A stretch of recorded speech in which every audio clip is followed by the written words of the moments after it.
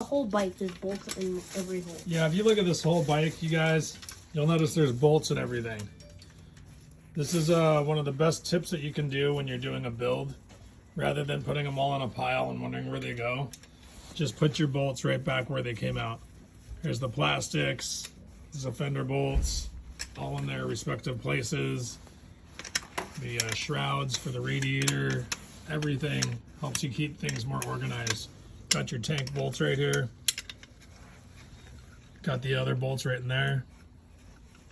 That'll definitely save you a lot of time and make sure that you get the right bolt in the right place. That's the right length for the right application. You'll notice even here on the manifold, all the bolts are even in the manifold right here. You notice the springs are here for the exhaust. And basically everything's in place to be put back together. And you'll never lose a bolt, and you'll never look for a bolt. You'll never wonder what bolt goes where.